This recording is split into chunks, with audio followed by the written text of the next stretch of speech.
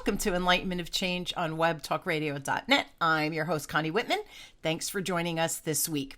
So as you listen to the show, I really hope that between my guests and myself, the ideas, the tips, the strategies that we share, that you take them and apply them, because really the application is where we get the results, right? That's where we get the change in our life. So I do hope you take the wonderful guests that I have, and hopefully the information is viable and actionable for you.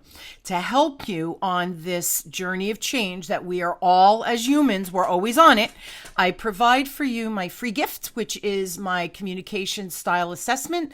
Everybody loves it. You get 2 reports. One, you get the report which shares your beautiful superpower, your natural communication superpower. And you also get your lowest score, which is the kind of the communication style that you're not like. And that report is on your blind spot. Blind spots are usually more important than our superpowers because we're shooting ourselves in the foot and we don't even know it. So go to whitmanassociates.com/CSA and get your free report today. Again, that link and everything will be in the show notes for you. Now, if you're loving the show, please subscribe, rate, and review, whether Apple Podcasts, Stitcher, or YouTube. I really do read the reviews. I feel your love, and it just inspires me to make the show better and better for you. So thank you for all of that support. Now, my motivational quote today is by Rick Fettke. Hope I said that right. And Rick says, struggle doesn't make success happen. In fact, struggle can prevent success from happening. If you seek struggle, you're going to find it. If you seek ease, you will find it. So do you often feel that maybe you're forced to choose between that career and your family? Are there mixed messages that you're having, that having it all and achieving that work-life balance is kind of like malarkey, never going to happen?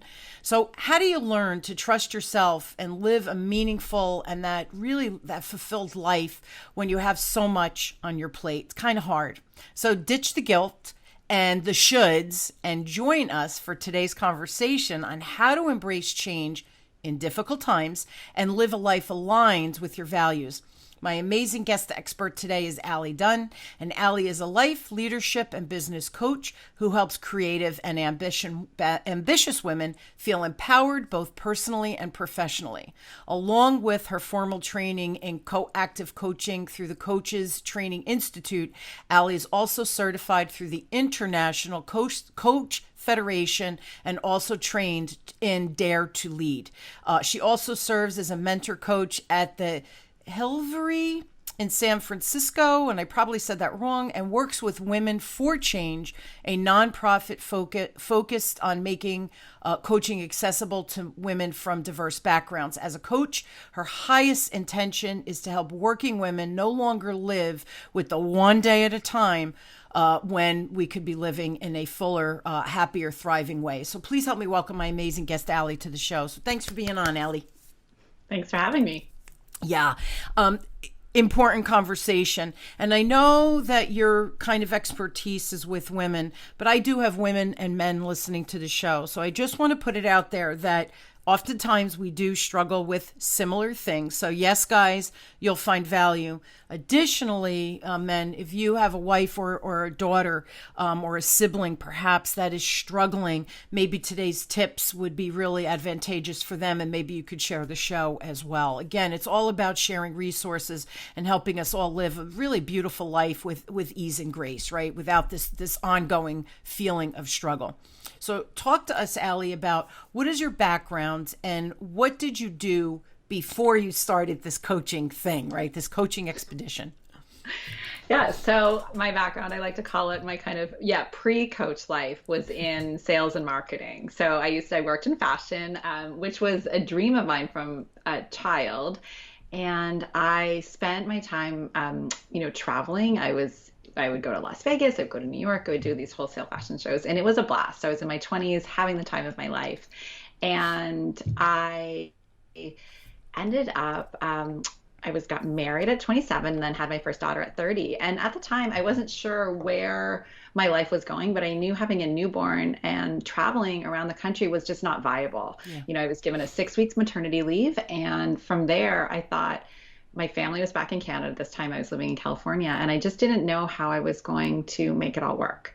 So in that time, I decided to stay home with my daughter and raise her. So my husband was working marketing at the time himself, and he just really leaned into his career. Wow. You know, he was just hustling and working, and like that dream was unfolding for him. And I was sitting at home nursing my child, watching the Ellen show, and, you know, crying intermittently. It was a really, really hard time. I didn't know what I thought. I was supposed to feel so grateful and so fulfilled and so happy because I had finally had this child and we were in this, you know, relationship. And, but I realized it just wasn't filling my bucket, but I didn't know what to do. I didn't really have anyone to turn to. I wasn't sure what kind of a modern woman, what it looked like to have a child during these times when you didn't have family around or friends, and what childcare and all of that kind of stuff. So subsequently I stayed home, with my daughter, and then had another daughter after that for a few years, and just kind of drifted,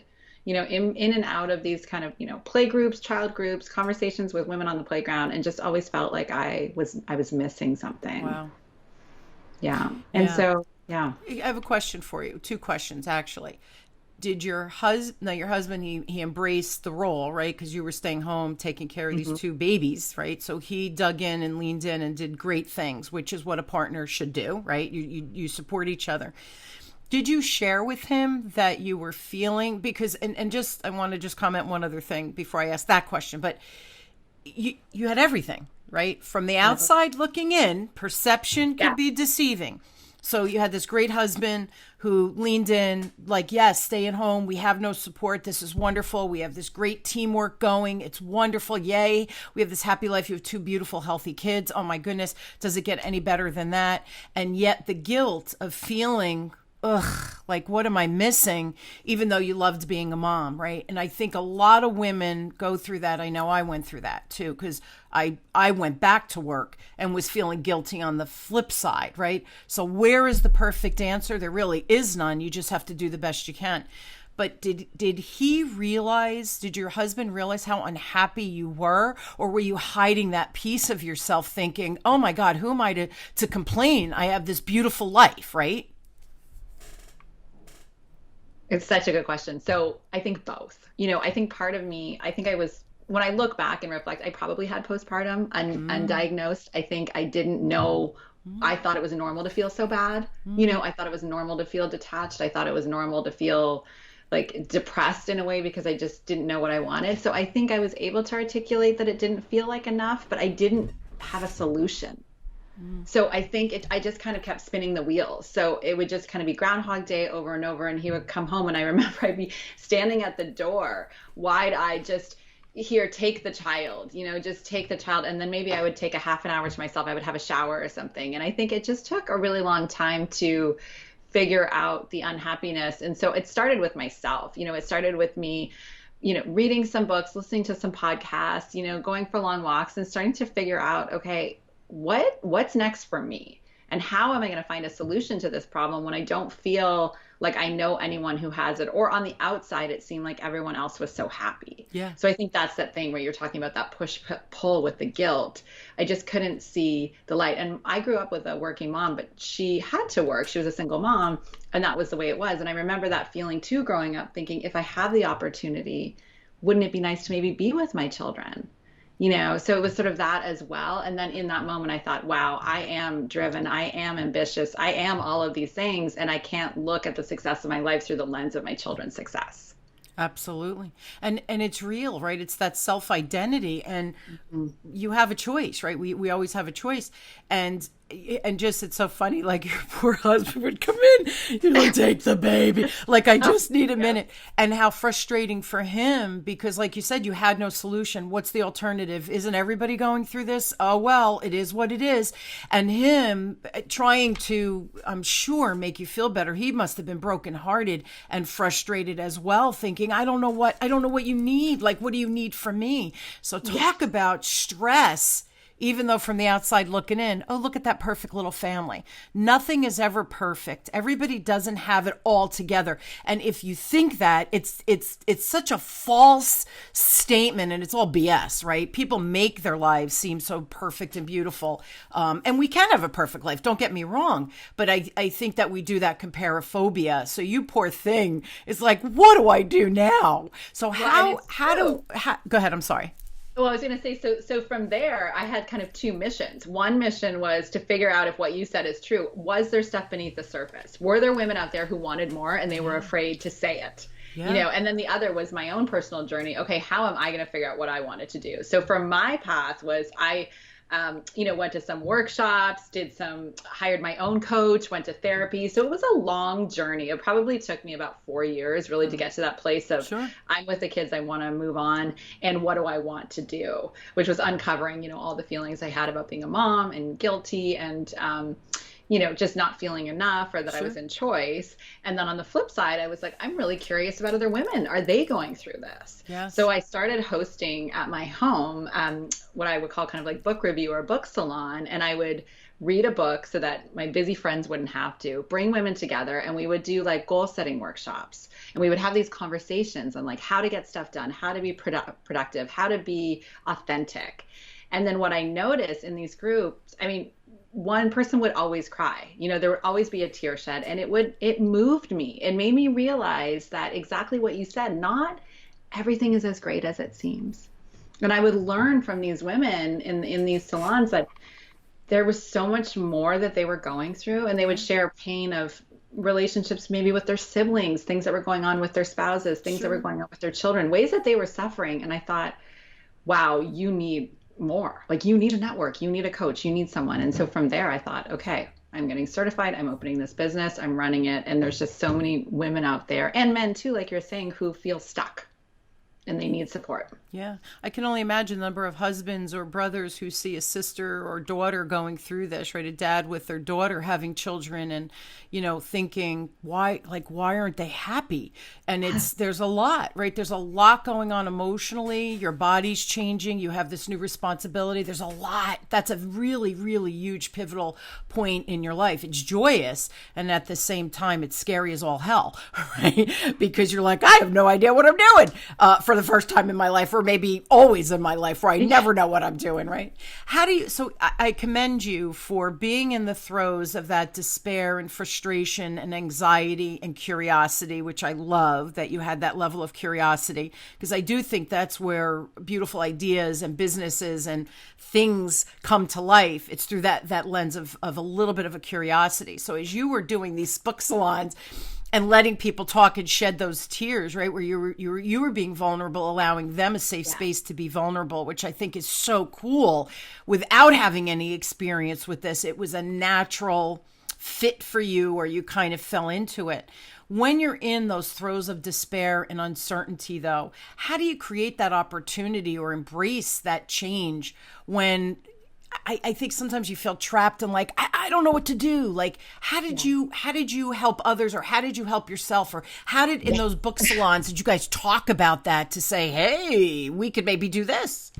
Yeah. And I think, so, really trusting yourself is number one, right? Trusting that little voice inside of you that says, I want more, or this doesn't feel right. We're taught, as children, we listen to that voice. And as we grow older, it becomes about the external expectations. So it's what I should do. And you stop listening to that inside voice. So it's that nagging feeling that comes up again and again. And I think the first step, or what I recommend to clients, is really aligning yourself with your values. So you really need to get clear about what matters most to you. So if you're kind of, to draw a parallel, if I looked at my life as in fashion and sales, it was, okay, I love my clients. I love client relationships. I love growth. I didn't care about the money, but I cared about their success. Yep. And so when I looked at my life as staying at home with the kids, it was a bit monotonous. There wasn't a lot of variety. There wasn't growth. I wasn't learning. So these things that used to drive me and light me up just weren't there. So I noticed, okay, if I'm going to live this life that's fulfilled and in alignment with my values, there needs to be moments of bravery, right? I need to put myself out there. I need to see myself grow. I need to read. I'm like a sponge. Like I'm the type of person who just wants to be paid to go to school. Like I just love that. And that wasn't being honored. So that's kind of my first step, right? Is when I'm meeting with people or in a group, like, what excites you and where's the disparity between how you're living now and almost like what is your ideal situation, right? What is your ideal life, or looking ahead to your future self, like 5 years from now, if you could have everything the way you want it to be, what are the steps that you need to do today to get there? And so it's just being really, really honest. So I think that's the first step. And then the second is really connecting with like-minded people. Finding mentors, finding other people who have similar beliefs and values to you so that you have a sense of belonging. Because at the end of the day, I think we just all want to belong. Well, we're humans are social creatures. We need that societal connection. We need that human connection. We need that tribe membership kind of thing. It's fascinating what you're saying. And I'm picturing that, again, that level of curiosity was coming out for you loud and clear. But as you said, where are you now, right? You're unhappy for whatever reason. Don't you find that people, it's hard for them to dig in and articulate what makes them unhappy, let alone when you ask that question, where do you see yourself in 5 years from now? I think most people think alive. Like not sleep deprived, right? Like those kind of silly but obvious answers. So how, I would imagine as you work with your clients, for them to understand where that frustration or disharmony in their life is, but let alone where do they want to be 5 years from now? You know what I'm saying? That's a tough one. It starts with permission, right? Permission to want more. And I think that's just like baseline, right? Permission to want more, permission that it's okay to want more, permission to want more without guilt, right? So I think for some people, specifically in times of change and when you're stuck, given what we've been through in the last year, like how do you see beyond what's in front of you and to see that there's light and there's something? And it's just like micro steps, right? It's just micro moments in your week. What's one thing different that you could do this week? Just to kind of change it up. What's one conversation you could have with someone? What's one, new recipe you could cook? Kind of tapping into your creativity or, things that light you up. Because without those micro change moments, you're not going to see that growth. Agree. Right. So it's really holding on and helping people kind of get through those like baby steps. And you're right. Maybe they can't see that 5 years right now, but maybe they can see a month from now, and that accountability, holding that space. And this is why I'm not a life coach or a career coach. I remember I had a client, and it was a gentleman, and he owned several mobile stores, right, locally, and met him at an event and chatted with him. And can you work with my team? Sure, right, on sales and building, his leadership and sales leadership and all that. Sure. And as we got to know each other, he said, my wife is very disorganized. Can you teach her how to get organized like you're teaching me how to get organized with his meetings and stuff like that?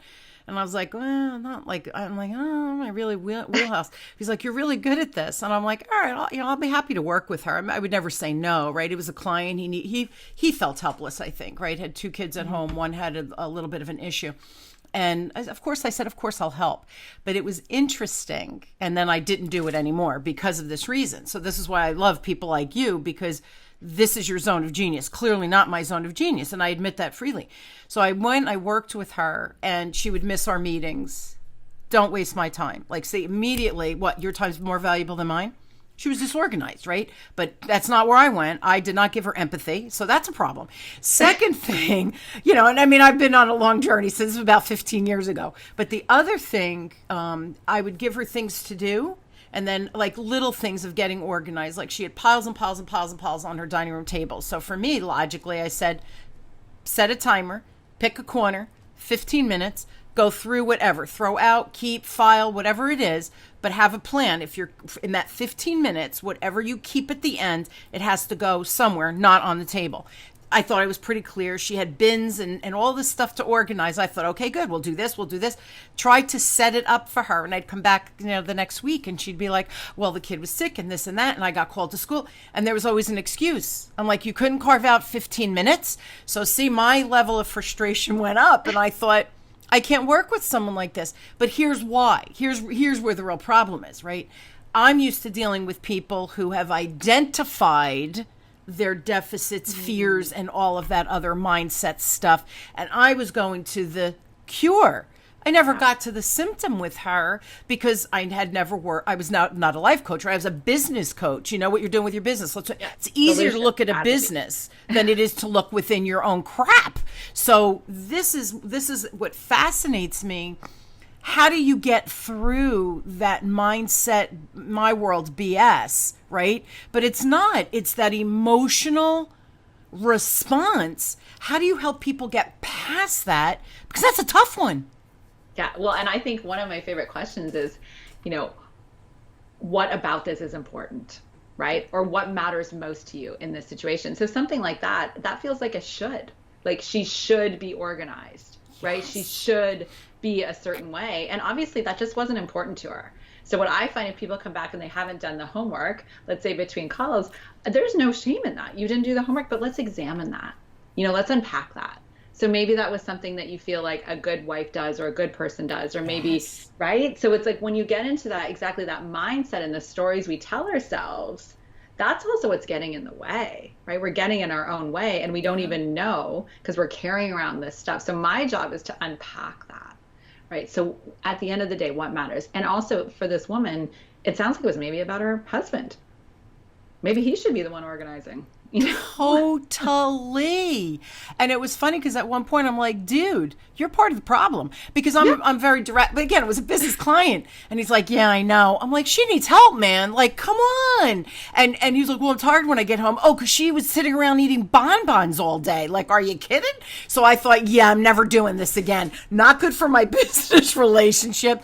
But I was not equipped to help this poor woman who was clearly in a struggle. And it was funny that you said that because she felt tremendous guilt. How dare I not be organized when he's out there killing himself and I'm home all day with the kids? Well, what are the demands of the kids? They had a beautiful home, she had all the trappings and was miserable inside. And I think a lot of people feel that way. And that's why people this is why I think when I met you, Ali, I loved your story because it's like you went through it. You were curious. So this is you become the catalyst, which I commend, right? As that businesswoman, that curiosity of that. I would love somebody to pay me to go for 3 PhDs in a row, right? Somebody else has to pay my bills though, so I could do it, right? If only that existed. But that curiosity and then really feeling the empathy of other women and men, really men too, to be able to find what that deep-seated value is that maybe wasn't in alignment or that was missing. So I really, honestly, I pay homage to you. I give you credit because this is deep stuff.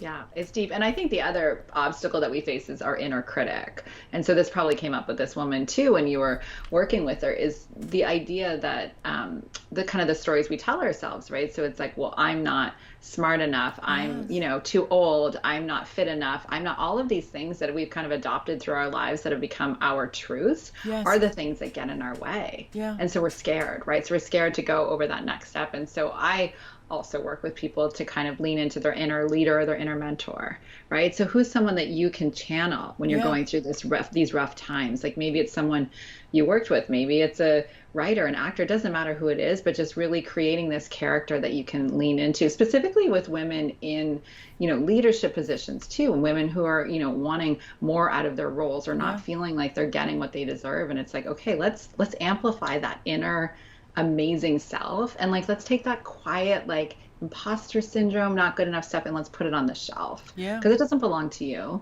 That's just a story that someone told you, like in middle school, high school, whatever it might be.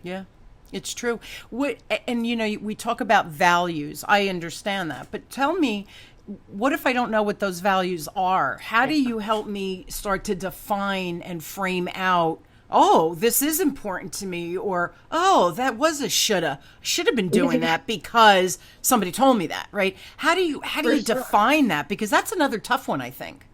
It really is. And there's a lot of different exercises that you can do. But I think for me, the one that I find the most beneficial is to really talk to people about a peak experience. So a peak experience is just something that you've done in your life or that's happened in your life where you felt truly like yourself, like the best version of yourself. So for example, for me, one of my peak experiences when I was backpacking when I was 19 in Europe, and so when I think about that, I think adventure, learning new languages, connecting with people, like bravery, independence, freedom, all of these things. And so from that story, I can pull out those values and think, okay, if I felt truly like the best version of myself that time, how can I incorporate that stuff into my life right now? And so I know specifically for me, travel is a huge part of who I am. And maybe it's new experiences, going to restaurants and that kind of thing. But I think it's thinking about those times where you felt so in touch with yourself. Like I've had a client before who said the day that she got into Berkeley, it was like the moment where she just felt I am everything that I had, my learning and my growth and my, all of that stuff. And so just recreating and tapping into those moments is the way for us first to start making that list of our values. And if you can make a list of 5 to 10 core values that are a part of you, it helps make decisions for you when you're in times of change, right? Or when you are stuck. And even just as a simple way to gauge whether something feels right or not. Maybe you get a potential client and you're iffy. You're like, I'm not sure if I'm connecting with this person. Should I say yes? Should I work with them? And then you think about your values and you realize, oh, this works. I'm aligned. What I think is the same as this person. Because often we'll go against our gut, right? Yeah. And that's what we want about trusting ourselves. Yeah, and it's funny because I have walked away from business. I said this recently to someone. I'm not independently wealthy over here. I remember this was several years ago. We were early in my business, and I remember coming home after the meeting. I mean, I needed the business.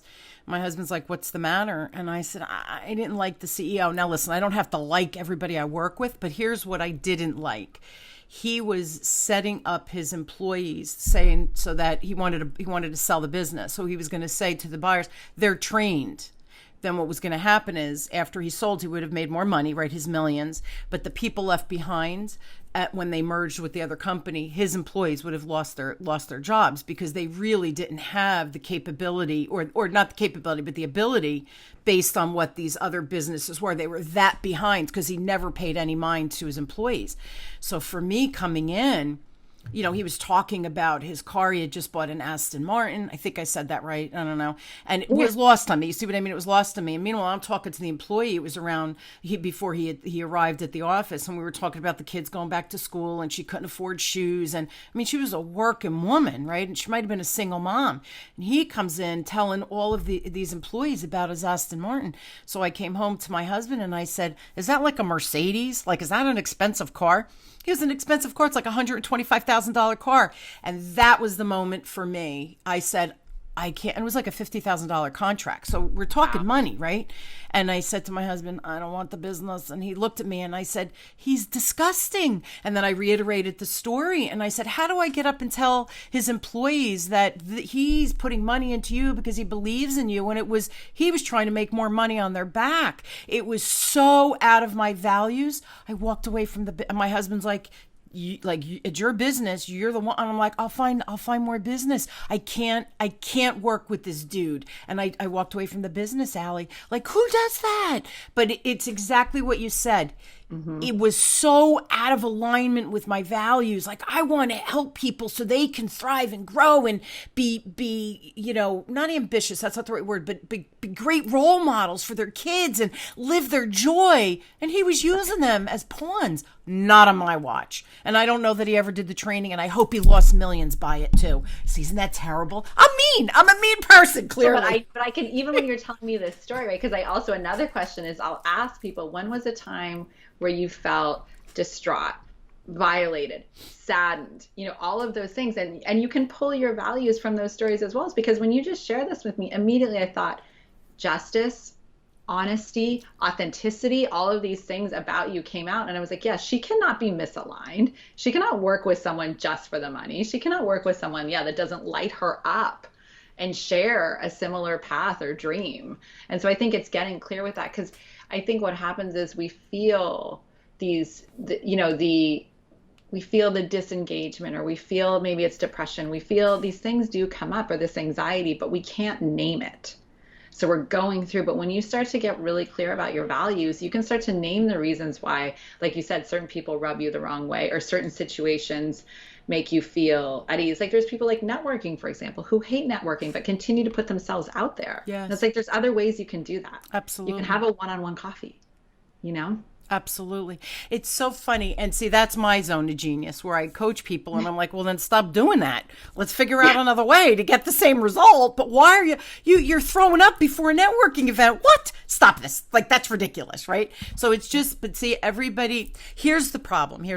We live in the information age, right? Computers. So we can Google anything. What's the best way to generate new business? Networking. So you go to all these networking events, you go on Zoom calls, and even on Zoom, I found where people seem to know each other, because you see the chat blowing up and I think, I don't know anybody here, right? So why am I left out? So it's, again, that goes back to that social kind of fitting in as well. So we force ourselves to do the uncomfortable. We force ourselves to do because I should do that. Like, really, if I was a responsible parent, which of course I am, I tease when I say this, but looking from the outside, most people hearing my story said, are you crazy? You walked away from $50,000. What's the matter with you? I couldn't do, Ali, when I tell you, I would have been sick, literally vomiting before I would go and teach these people, because it was disgusting. He was disgusting to me. He was so repulsive to everything I am and teach. And so would that really have been a good model for my kids? Absolutely not. I want them to always be in integrity. So it's people, I'm telling you, friends, colleagues, are you out of your mind? And I'm like, I just couldn't take the business. But then you start with the guilt on the stuff. Oh my God, I'm really a moron. How am I going to grow my business if I turn business away? Right? That whole, everybody's voice is in your head. When you're sharing that part, you think of the impact. So this happens. Then you take on this client, you start to feel sick. Physical symptoms start to arise. You develop anxiety, you're going to the doctor, you're like, I'm not sure what's wrong. Maybe you think then you get an ulcer, that, all of these things that are true. Yeah. And they're really happening to people who are making decisions, that aren't aligned with their values, or on impulse, and also necessity. And I'm not, there are moments where we work for necessity, of course, but if you are in choice, and we both like to believe that choice is an option, there's a different way to make that money, or you rearrange your budget. That's exactly right. Whatever it might be. Yeah. That's exactly what we did. I got more business. I'm like, I'll find more business. I'm not working with him. So I dug in. It was easy. Isn't this ironic, right? Just exactly what you're saying. It was easier for me to work harder, to network more, do more of that, than to go and take the 50,000. Like, that would have been the easy way out. It was not, for me, it would have been a long-term detriment, and I would have complained, and my kids would have felt that. And it just, the pebble in the pond, the dynamic, ripples from there would have been monumental. We're almost out of time, but I just have to ask you, how do you help people, or give a tip for people? How do you find the joy in the day-to-day life? And I think that the value is super important. Everyone really go back and listen to that. What are your values? That joyous time in your life where you were you and it was like everything fit perfectly. There's your values, right? So now how do you help people find that joy in the day-to-day mundaneness, right? Recording a podcast? Well, my number one tip for that is just acknowledging your wins. I think we get so caught up in checking those boxes, right? Like, I did this, and you're not absorbing it at a cellular level. And it can be something so small as in, I got my kids to school on time. I got a chance to watch a movie and cuddle with my child. I got a chance to go outside and smell the roses. I mean, it sounds so simple, but when we don't acknowledge the things that we do that are either bringing us joy or that are pushing us one step closer to the life that we want, meaning kind of disappears, right? So I work with clients. I do a weekly planning and productivity group too. And every week we write how we want to feel. We write how we're going to reward ourselves for the things that we do. And we really are just looking inside and saying, patting ourselves on the back, because at the end of the day, no one is going to do that, right? You have to be your biggest fan. It's true. And it's funny, those wins, right? We're very good at putting ourselves down. We forget to look at the wins. And with my business clients, often I say, we're so good at the end of the year, I didn't do this, and this. And because, whatever, for whatever reasons, I said, but do we ever take the time at the end of the year or the beginning of the year to look back and say, holy crap, look at all the things I achieved. And by the way, I do that to myself too. I'm always, I didn't get this and this done. Oh, I failed. Did you? When you look back and you really reflect on everything you did achieve, can we pause and pat ourselves on the back? We don't, humans or our society, especially in the United States, I feel like we don't take the time to, yay, the attaboys, right? The attaboys. I did a good job, patting myself on the back. We don't do that. We don't celebrate. And when we get to that next level, we're already planning for the next one. Right. I mean, and I think as 100%. Time has moved on, we've just gotten worse and worse at that. Because I do recall a time, and maybe it was on Leave It to Beaver or whatever, where, dad got the promotion and you had the special dinner. Now I feel like you just don't. It's that there's an expectation that you're going to succeed and there's an expectation that you're going to get more. And that's just what happens. And I think without acknowledging the small wins on the way, what's the point? Yeah. And that is a nice way to enjoy the joy of the day, the joy of the moment. I had a class over the weekend, so I worked, right? 7 days a week, you work. Okay, I got to do it. I have to learn this. And whatever happened, I had a funeral and just a couple of things kind of fell into place that I had to leave class early because I never would have. But my responsibility, and the responsibility is not the right word, my level of respect for this person, right? Go to the funeral. But the funny thing is, then that fell through because we were said, no, don't. It's very small. It's just going to be too overwhelming for the parents, whatever. So we ended up not going. And so my husband and I, we got dinner. The kids were at school, right? So they weren't home. And then there's 3 miles for me is the beach. We went over to the beach at night, and we walked on the beach. It was beautiful, like hearing the water, hit the shore. And we're driving home, and I said to my husband, wow, this is not how I thought today was going to go, right? I thought I was going to be in this class till 8 p.m., ended up leaving, that canceled, and we're on the beach, like, woohoo. And we giggled. I got in bed, and I said, thanks for a great weekend. It was the last 3 hours of the weekend, but it was a great weekend. We don't do I know I don't do enough of that, Ali. I don't do enough of that. And we don't. None of us do. Beautiful share. Like that is exactly what I'm talking about, where we get into the rat race of repetition and we just are kind of settling, and you get in those patterns and you forget to look at the possibilities, and you forget to look at outside. And at the end of the week, month, or our lives, when we look back, like you're going to remember that. Yeah. Crazy. And it's funny, I took a picture, I sent it to the kids. They were at school, my son graduating, and my other son was down because the apartment's going. They're all going to be home with mom and dad, the poor things, right? But I took a picture, and my husband goes, what are you doing? I go, I'm sending it to the boys. And my kids were like, go, Mom, that's great. Oh, it looks beautiful. Like they were real supportive that, I paused to go to the freaking beach with my husband to take a walk. But I have to tell you, Ali, until I got in bed last night, I did not reflect and think that was really nice, because and I do it too. I know you do it too. What's the next thing? What's the next challenge? What's the next thing I have to get rid of, finish, complete, check off the box. We all do it. It's hard. Guys, everybody listening, this is hard stuff. It is. This is the hard work. Yeah. This is the hard work. Self-compassion, taking breaks, being in the moment, being happy with what is, like that is the work. The rest of the stuff is just, I don't know, frosting on the cake. And here's the good news. We're all going through it. Here's the better news. I'm going to give you Ali's information. I really hope you're inspired by today's conversation. I know I am. And I love that I met Ali. And that's why I was like, we got to do a show. We got to do a show. This is so impactful and topical because we're stressed out as a society because, and including me, by the way, I'm throwing myself in this pool as well. It's go, go, go, go, go. And we forget to stop. It's the old saying, right? All those old sayings have merit. Stop and smell the roses. There's really truth in that. Stop and smell the roses, right? It's crazy how we don't stop and just stop and breathe, let alone smell the roses. That's like an extra step of anxiety for most of us. It's crazy, Ali. I love what you're doing.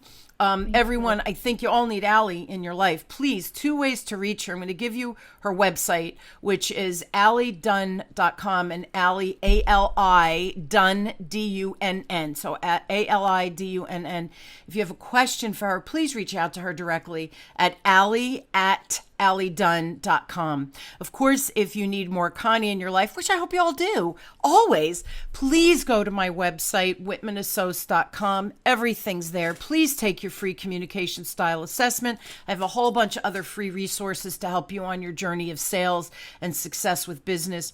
And I always hope that my guests like Ali inspire you, to take action, of course, on the business side. But hey, guys, we have that personal life as well. And we really do need to play nice in both parts of our lives, right? In both parts of our worlds. So I really hope this show inspired you to just look at your values and just one day at a time, truly, truly find the joy in the day. And it could be as simple as that cup of coffee in the morning. Don't make it crazy, right? Simple works for us as well. Ali, any last words of wisdom before we sign off today? I just want to thank you so much for having me. And I do want to share, choose yourself. At the end of the day, just choose you, because when you feel good, people around you feel good. Yeah. Put on your oxygen mask, take care of yourself, and stop and smell those roses. Yeah, wonderful, wonderful. Choose you. I love that. Yeah. And by the way, that doesn't mean you're being selfish. Doesn't mean close out the rest of the world. Choose you to support you, and then you could support everybody in your orbit at an exponential level. Well said. Thank you for that. Again, check alidunn.com and check out Ali at alidunn.com. Thank you all for listening. Thank you, Ali, for just a great show. And everybody, I hope you join me weekly as we question, build, and discover together that change. It's here. It's everywhere, every day. Choose to take a different approach, and that's where the magic and change happens, and that's where we move the needle on our lives to live that life that we're seeking, or the journey that we're seeking. Thank you, Ali. Thank you all for joining me on Enlightenment of Change with me, your host, Connie Whitman, on webtalkradio.net. And I truly am honored to have you on this journey of change with me. And I hope my guests and I provide just a little smidge of relief for you to create the ease and harmony you're looking for in your life. Thanks for tuning in, everybody. Thanks again, Ali. Have a great week. Thank you.